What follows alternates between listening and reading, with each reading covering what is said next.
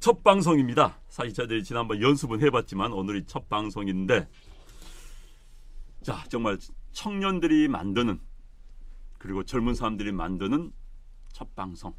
여러분도 오늘 만우절이기 때문에 저희들이 거짓말하고 뭐 이런 거 아닙니다. 진짜 방송입니다. 네, 첫 번째 주제 시작하도록 하겠습니다. 자, 박영선 자택 리모델링비 3억 업체가 대납했다. 자, 장관 될 수 있을까요? 이 문제 짚어보도록 하겠습니다. 네, 자, 오늘 한국당 의원이 폭로를 했어요. 박영선 중소벤처기업부 장관이 2002년도에 연희동 저택, 집이 좋은 것 같습니다. 연희동 저택에 리모델링을 했는데 3억 원을 본인이 안 내고 건설업체가 그냥 공짜로 해줬다. 이런 이야기입니다. 자, 뭐 이럴 수 있나요? 물론 이럴 수 없죠. 네. 그래서 이제 아마 이 자유한국당 의원께서 청문회 자리에서도 이 문제를 언급을 했나 봐요. 네. 물어보고 네. 해명을 좀 해달라 네. 이렇게 했는데 아무런 해명, 그러니까 그런 사실이 없기 때문에 말할 게 없다라고 네. 그냥 딱 잡아댔다는 겁니다. 네. 네. 그런데 보통 이 청문회 자리는 이 영어로 이제 히어링이라고 하는 그렇죠. 듣는 자리거든요. 네.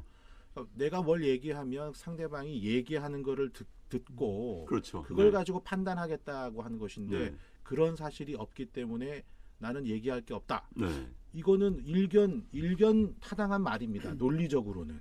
야, 논리적으로는 타당한 네. 말인데 이 객관적으로 이러한 상황이 조성되었다라는 얘기가 네. 확인이 되었다면 네. 적어도 박영선 후보자 입장에서는 네. 우리 집이 당시에 그렇게 리모델링한 사실이 있는지 없는지 그렇죠. 그거부터 얘기를 해야 맞아요. 네. 그 얘기도 하지 않고 그런 사실 없다 음흠. 그러면 이게 리모델링을 안 했다는 얘기인지 네.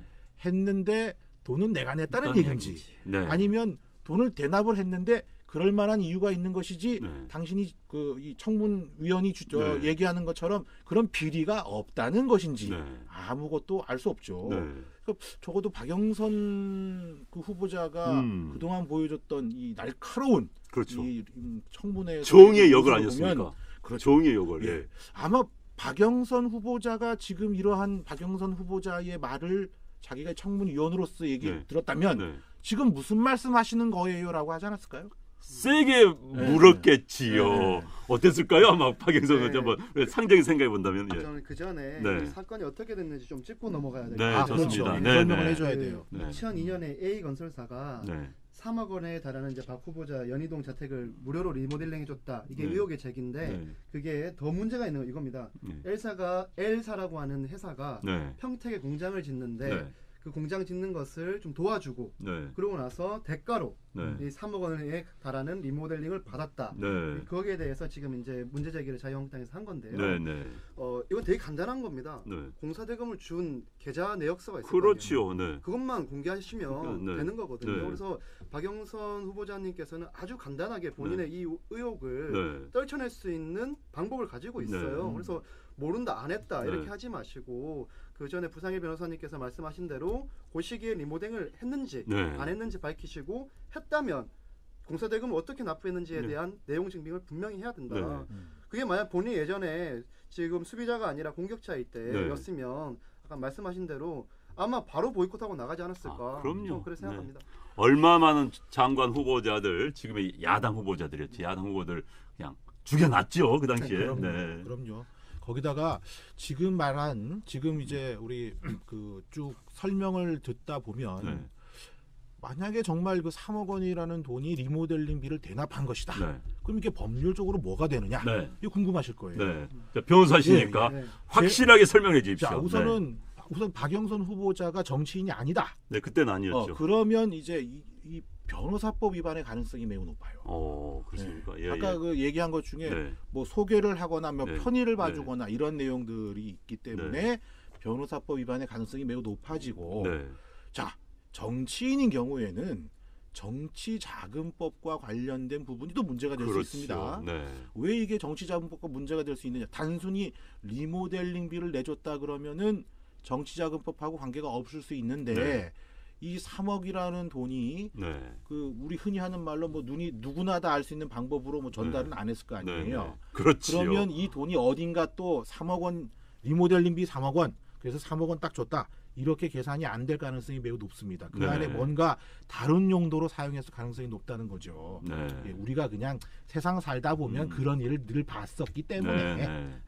이거 뭐 근거 있는 얘기가 아니다가 아니라 세상 살다 보면 그런 일을 늘 봐왔기 때문에 합리적인 의심을 갖고 있는 겁니다. 네. 그다음에 세 번째 네.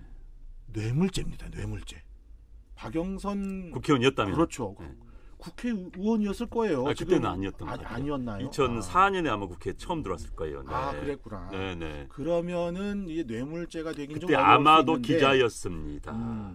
기자였으면은 이제 뇌물죄는 좀 어렵겠네요. 그렇죠. 예. 그다음에 변호사법 위반 위반이나 뭐 이제 그 뒤에 정치자금과 연결돼 있는 돈으로 쓰였다면, 네. 예, 그러면 이제 그 정치자금 2003년인데 2004년도에 또 이제 정치에 뛰어들었기 때문에요. 예, 예. 네.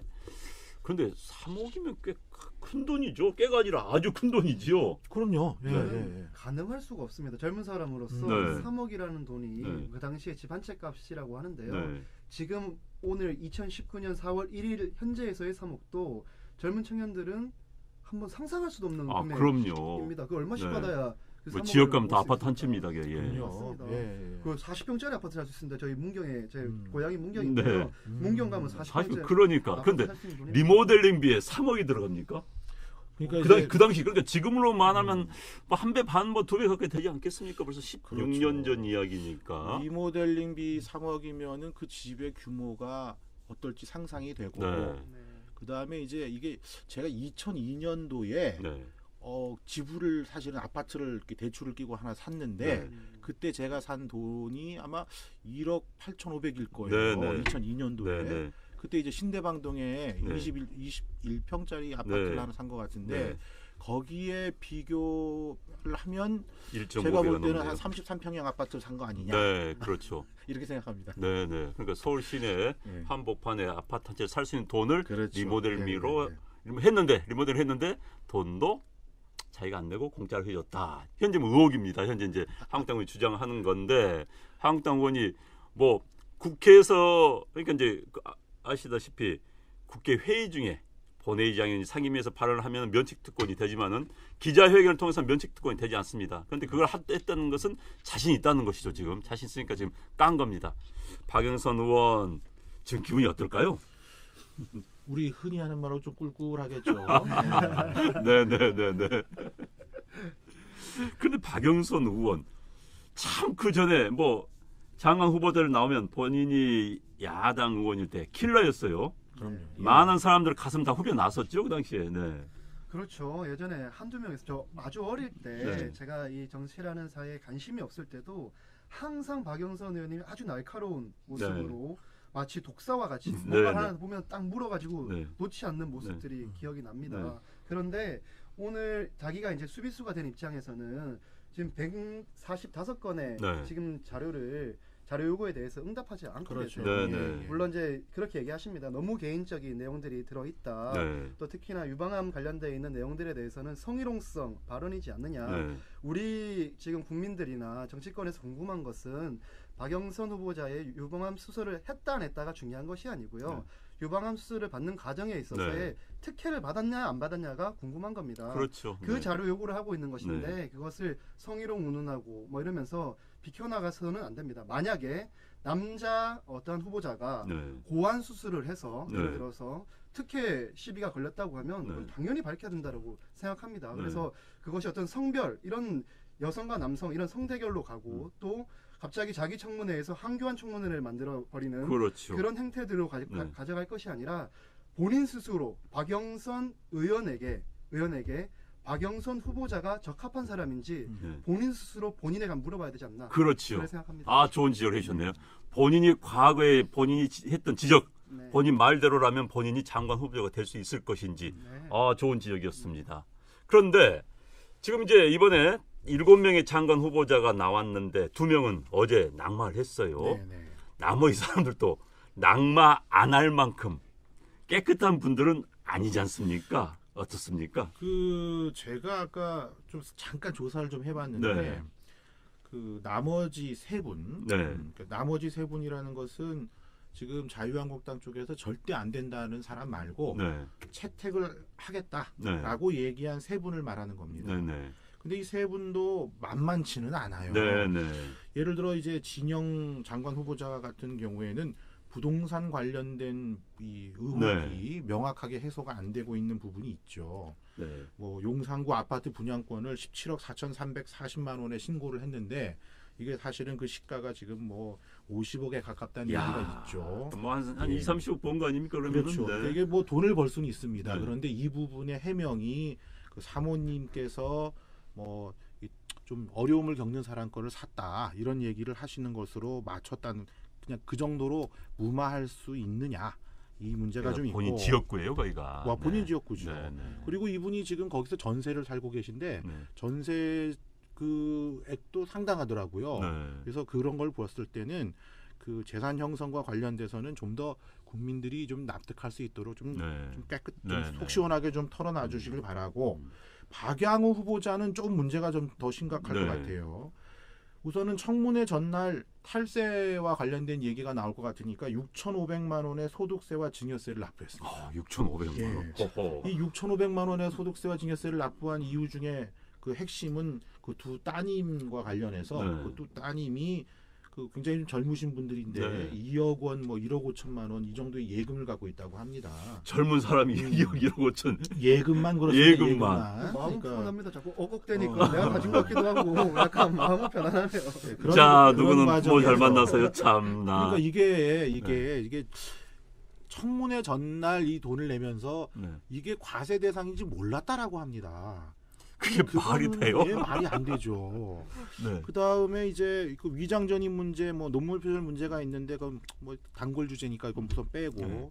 그 다음에 이제 문성혁 후보 같은 경우에는 가장 중요한 게 이제 아들 그 채용 특혜 문제인데 네. 한국 선급에 기간 만료가 된 토익 성적표를 내서 음. 이게 원래 0점 처리가 돼야 되는데 네. 그렇죠. 기간이 만료됐는데. 이 만료된 토익 성적표를 제출한 것임에도 불구하고 네.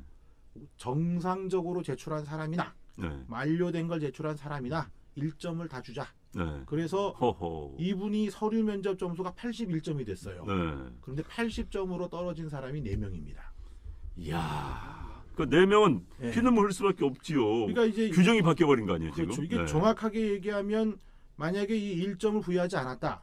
그러면 문 후보자의 아드님도 80점이 되는 것이고 네. 그럼 그 5명이 다 같이 이제 서류 면접을 통과해서 그 뒤에 절차를 밟을 것이냐 아니면 낙마할 것이냐 네. 여기 이게 두 가지 중에 하나가 되는 것인데 이거 굉장히 좀 그렇지 않습니까? 그럼요. 80점, 81점, 1점 차이가 네. 딱 이 문제에서 결정났다는 겁니다. 그러니까요. 그래서 이 자유한국당 쪽에서 청문 보고서를 채택하겠다라고 한 이 3명도 사실 네. 만만치 않은 문제가 있다는 겁니다. 네.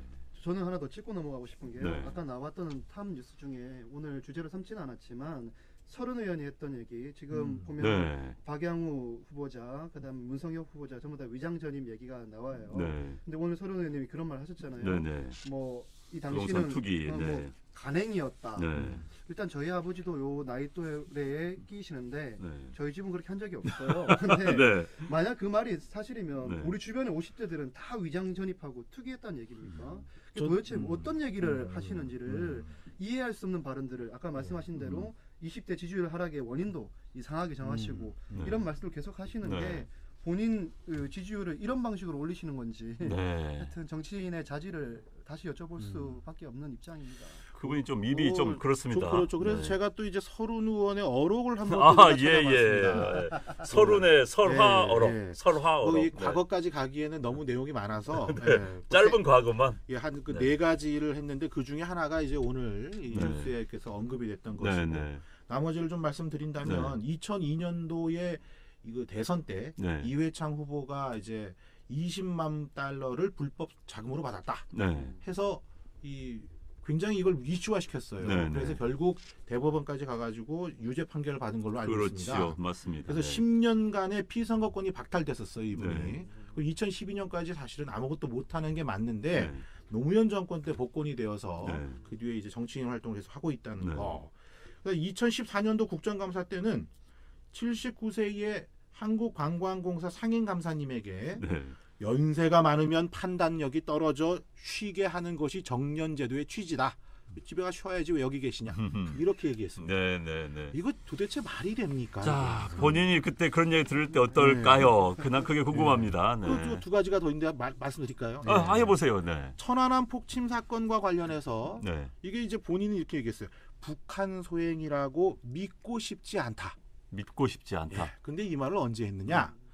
지금의 문재인 대통령이 민주당의 당 대표로 계실 때 네. 그때 물론 이제 그 전에는 민주당 쪽은 계속 그렇지 않다라고 네. 하다가 한 2년이나 걸려서 인정을 했죠. 그래서 문재인 지금의 대통령께서 당시 당 대표로서 네. 북한에게 이 부분을 이제 항의하고 네. 뭐 뭔가를 좀 받아야 된다 이런 네. 얘기를 하자마자 이제 그 자리에서 2015년 4월 달입니다. 네. 이런 말을 했다는 것입니다. 네. 그다음에 이제 그렇죠. 아까 말씀 나온 게 2019년 2월 21일자 20대 남성 지지율 하락이 MB 또 박근혜 정부 교육 탓이다. 이렇게 얘기를 한 일이 있습니다. 그러니까 천안함이 폭침 당한 것도 믿고 싶지 않다. 그렇죠. 그럼 뭘 믿고 싶은 거예요? 네. 그럼 뭐 미국 참사이 때렸나? 자폭했나? 참. 그러면 그 양반도 그 당시 문재인 대통령이 김현철 후보자 이야기했지 않습니까? 군복입고 쇼한다고. 쇼한다고 생각했을까요? 참 서른 의원 설화 많습니다. 네. 자, 박영선 자택 리모델링 및 3억 업체가 대납했다는 이야기, 그리고 장관 후보자들 언급된 분들 말 많다는 이야기. 참 좀 지켜보십시다. 우리 보고 과연 대통령이 어떻게 할 것인지, 스스로 낙마, 스스로 자진 사퇴할 것인지 좀 지켜보기로 하고요. 다음 주제로 넘어가도록 하겠습니다.